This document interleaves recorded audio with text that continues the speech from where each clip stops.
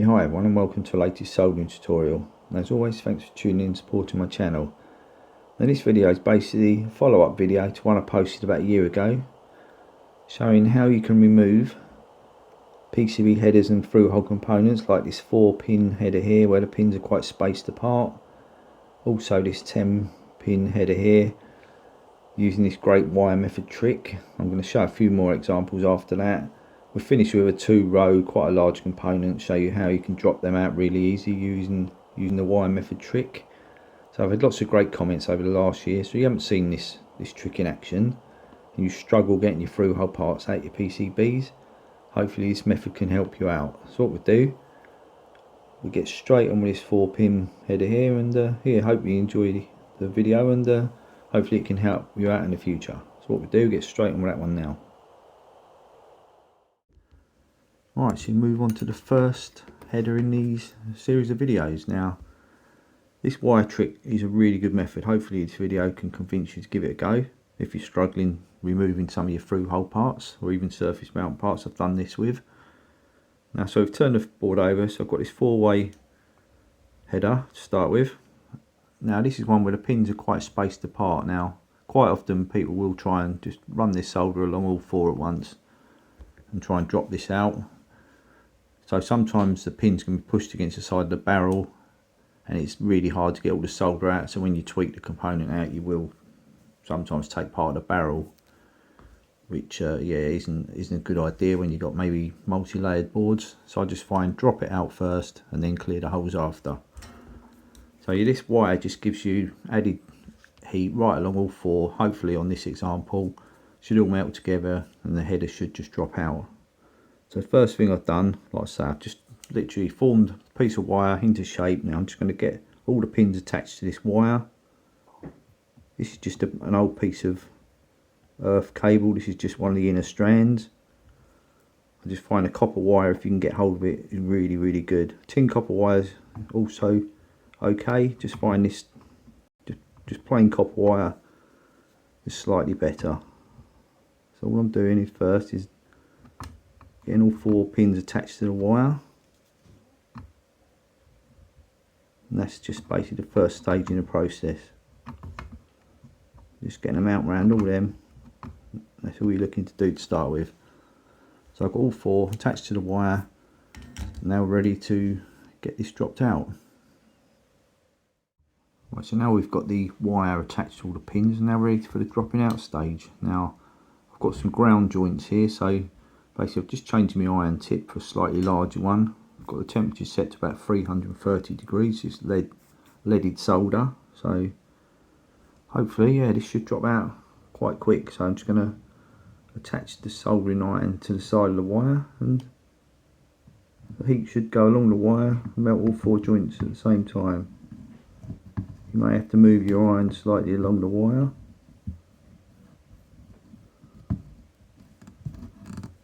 Already see it going. That should drop out any second. There you go. Drop that out nicely. That's how easy it is. So them pins are actually quite tight in the holes, so trying to sort of solder braid or even solder suck all that solder out is going to be quite difficult, but that's actually removed it really well. And there's the actual connector that we've just taken out. So in a lot of cases when you do this method you can actually reuse a lot of the connectors. So what I'll do now, we're just going to suck out some of the solder on the holes, and yeah, we'll show you how clear they are. Right, so now we've dropped the header out, I'm just going to show you how I clear the holes. Now you've got 2 choices here. You've got solder sucker or solder braid. Now I prefer solder braid over the suckers. Just going to do this one here, for example, the second hole in.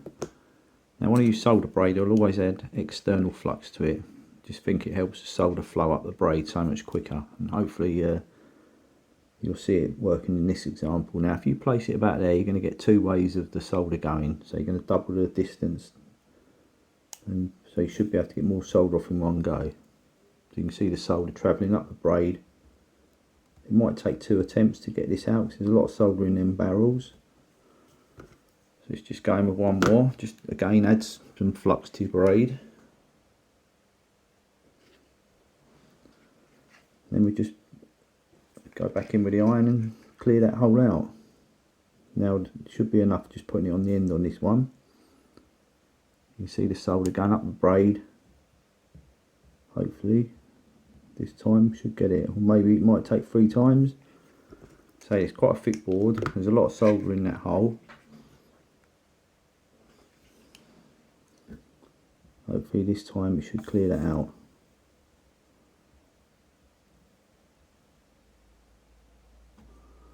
So that's cleared that hole out nicely. So yeah, like I say, add some flux to your braid and you'll be amazed at how well it works.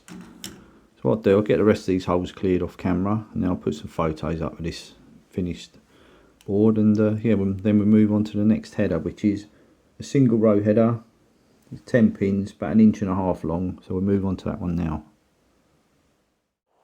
Right, so moving on from the 4-pin header we just removed, just going to show you how this wire method can help you get these 10-pin right-angled headers out. Now these are probably twice as long as the last header, so it's another good example of how this wire method can help you. So I want to quickly point out, in the corner got these PCB standoffs. Now if your board's got fixing holes, luckily this board has, lots of boards have, you can basically screw these into your board, raising it off the work surface and giving you an even surface to work to rather than the board rocking about. Now you can purchase these from Farnell, RS Components, lots of other places online.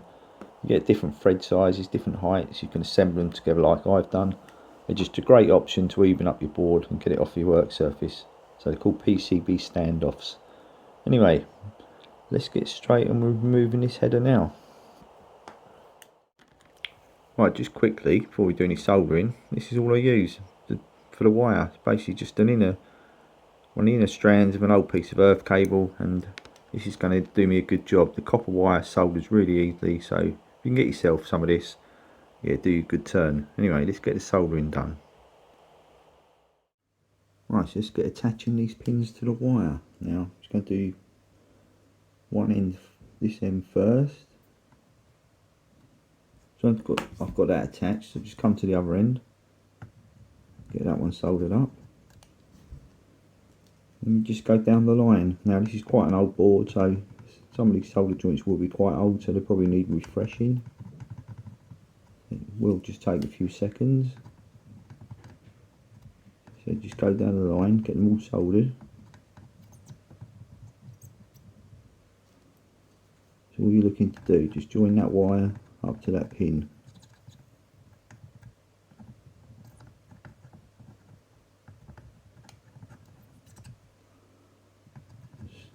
Small amount more in there, and that looks like that should do it. Right, so I've got all them pins joined up, so let's get this header dropped out. So I've changed my soldering iron tip, slightly larger one. I'm just going to hold the header with tweezers, run along the row with the larger tip, and hopefully this should drop out fairly quick.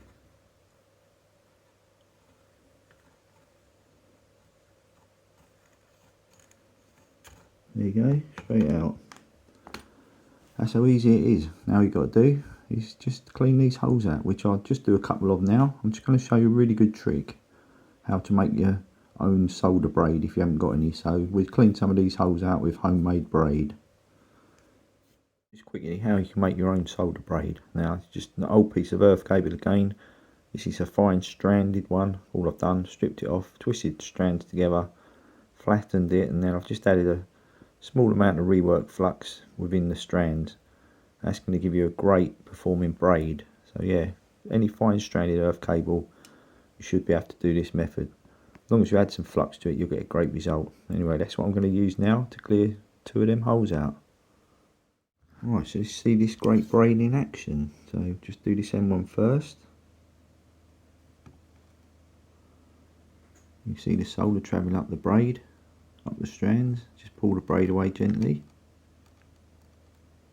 Let's clear that. So let's just do one more. So again, got me flux added on to the strands to start with. That's just going to help the solder travel up. Let's do this second one. Again, you've seen the solder shoot up the strands. Just pull the iron away and the braid away. you've got another great result. So that's how homemade braid can work. Like I say, any fine stranded old earth cable, you can turn it into solder braid and get great results like this. Anyway, what we do now, we just move on to some more examples, and yeah, hopefully you enjoy them. Right, so move on now to the final example in the first half of the videos. Got this Ethernet connector. Now, as you can see, connections inside, you've got a couple of damaged ones, quite springy connections, so it's hard to get these back in place. So if you need to remove one of these, I'm going to show you how, using the wire trick again. So what we do, we get the board turned over, and then we'll show you how to get these removed. Right, so as you can see, we turn the board over, you can now see the makeup of the connector. So what you've got here at the front, you've got these two plastic retaining lugs. They're very tight in them holes, they grip the barrels really tight, so if you can cut away what you can in them plastic lugs, just carefully, it's going to aid with the removal. Up the top, that's the old earth cable I've got. So I've just taken one of the inner cores, inner strands, and I've basically shaped it into the shape that goes around the end pins and through the centre of them 8 inner connections. As you can see, I haven't gripped the pins too tight, so the extraction can be achieved fairly easily. So all I do now off camera, we just join all 10 of them pins, the 8 in the middle and the 2 outer fixing pins that are connected to the can, like I say. So I'll do that off camera, cut the lugs away, and then we'll rejoin you when we're ready to drop this out. Right, so as you can see, we've now got all 10 points attached to that wire. I've cut these lugs down best I can, because they're the part that really do grip the connector in tight, so I've cut them down, like I say, as far as I can go down. So all I'm going to do now, I've got quite a large soldering iron tip, just run it along that centre, and the 2 fixing points should melt as well, and then we should be able to extract this connector. Now I've actually put an old pair of tweezers, the handle end, inside the connector just to aid or to lever it downwards as all these joints are melted. So let's try and do this. So just add a small amount of solder to my iron tip. Let's start the process of trying to get this out. What are you doing?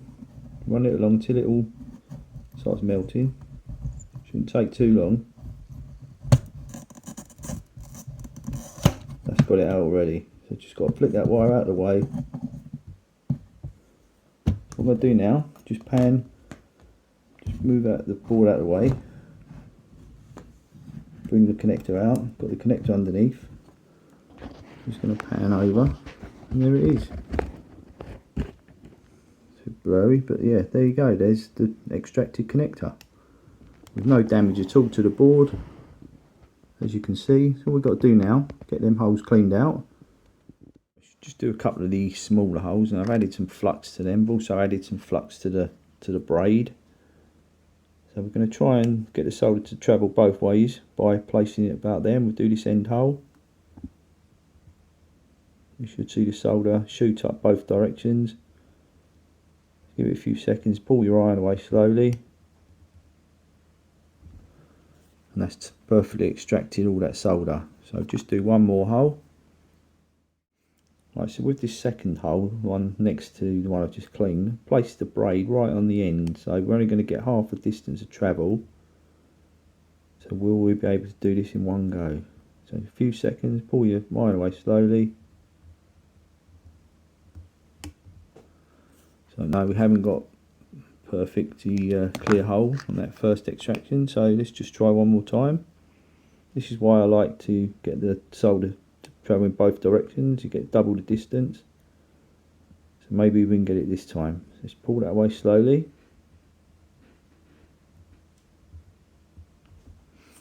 So we got it that time. So you can either, like I showed in the first example, double the distance, or second example, it may take you 2 or 3 times. So what I'll do, I'll clean the rest of these pads up, put a few photos up what we've done so far. Then after the photos, I'll join you for some more examples.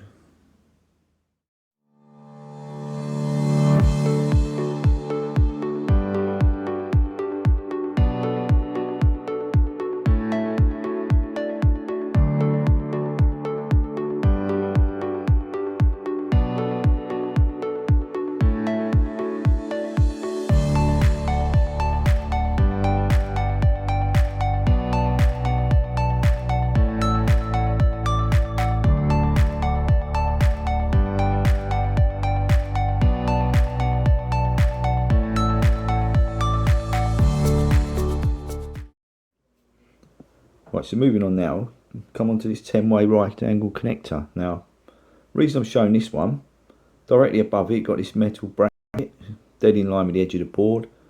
Now, this is basically going to make it difficult to get a solder sucker in there. Also, solder braid you can get in there, but you're going to struggle. If any of the pins are against the back of the barrel at any point along these joints, you really struggle to get 100% of the solder out. So if you tweak the connector out, you risk doing barrel damage. And on a through hole board with maybe inner layers, you're going to potentially damage some of the inner layers. So this is a great option for doing a connector like this, the wire method. So what we do, get the wire joined up along all 10 joints and get this dropped out. Once it's dropped out, then you can easily clear it with solder braid, all the holes. So what we do, move straight on with getting the wire attached now. Right, just before we do any soldering on this particular header, I'll show you two different options you've got with a wire on this. You can basically take the wire down one side of the pins, loop it around both ends. That's just going to hold it in place better for when you do your soldering. Or you can basically take the wire around both sides of the pins like this front version, and that's also going to hold it in place really well. But I'm going to go with the top version. Unlike the video earlier when I just done a straight bit of wire, it's quite a short header, so when you've got slightly longer ones you have got this option. So what we do, I'll get this soldered up quickly off camera, then I'll rejoin you and I'll show you how we can drop this out really easily. Right, so as you can see off camera, I've now joined all 10 pins to the tin copper wire that I shaped earlier.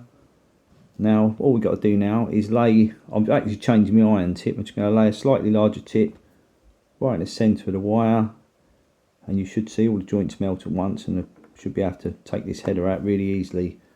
And then literally you can just get your solder braid in there and clear the holes. That's what we do. So like I say, I've just got a slightly larger tip. Just going to lay that right in the centre of the wire, and then hopefully the heat should go along the wire, melt all the joints at once. We should be able to get the header out. Let's just lay that in the centre of the wire. If you have to, just move it along.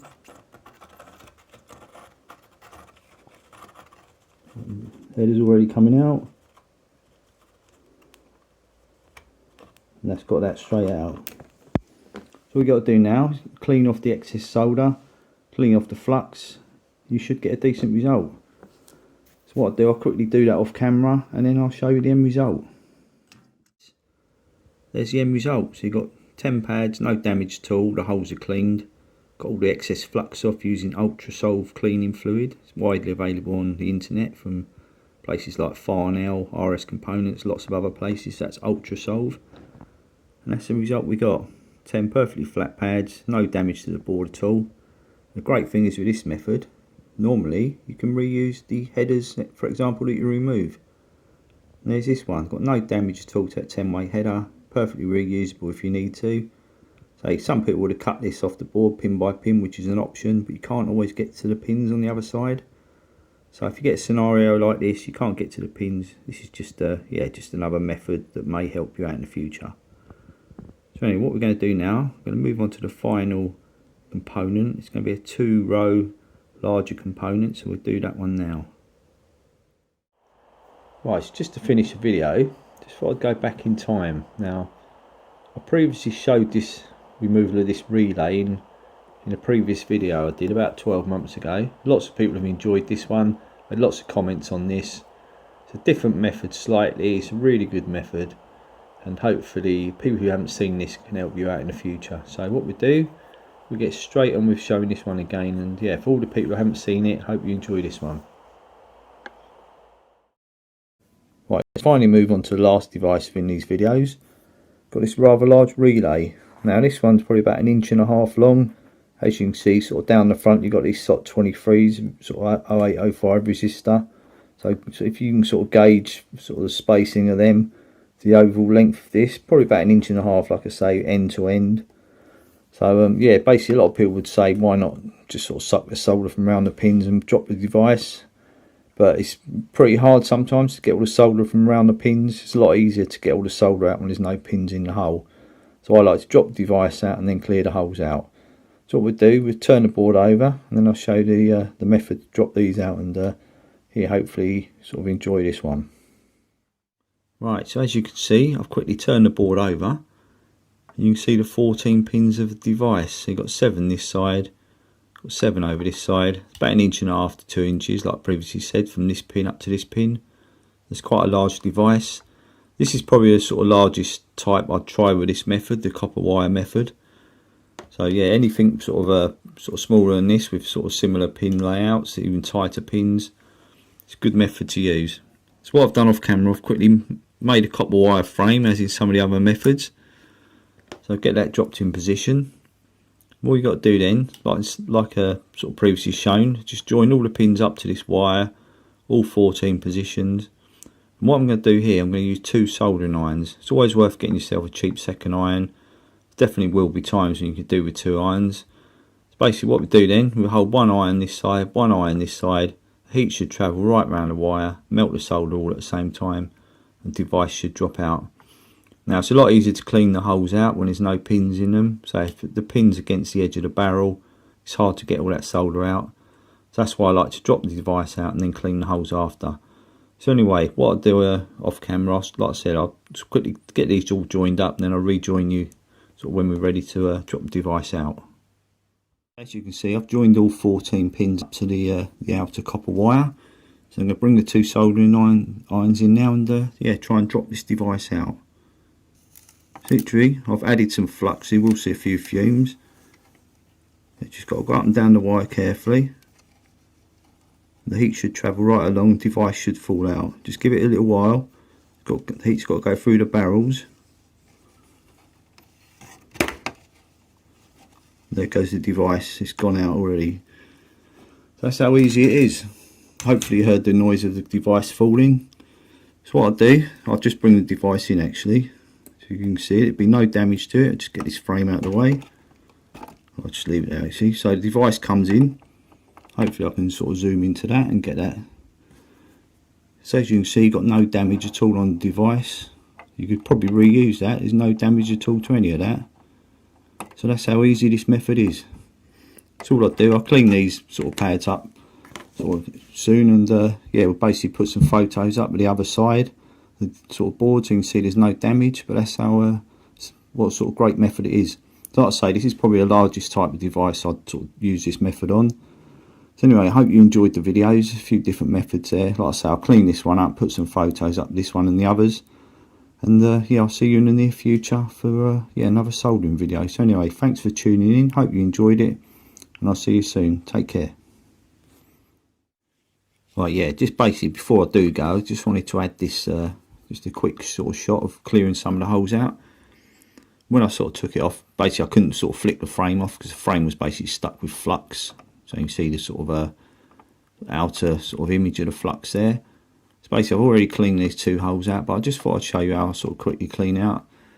Basically that black stuff's just burnt flux in there, sort of no board damage at all, so there's just quite a bit of burnt flux sort of laying around. So what I do, I'm going to just quickly show you how to sort of clean your holes out with wick. Basically what you want to do when you use solder braid, add some flux to it. Basically it helps the solder travel up the braid, makes it so much sort of better. So basically you can sort of add the braid there to get sort of double the distance, but with these holes they're quite small, so I'm just going to basically lay it on the end. And you should see the solder travel up the braid. Just slowly pull it away and you clear your holes out. So yeah, always dip your braid in flux and definitely aid you. Just do one more. So yeah, basically all that sort of burnt stuff on there is just flux, there's nothing to worry about. Just do the hole next to it. Again, I've added some flux to the braid. You see the solder travel up the braid, gently pull your braid away. Got another clear hole. So all you got to do, repeat that for all 14 on this device. Clean the board up. I use Ultra Sol cleaning fluid to sort of clean my boards, easily available.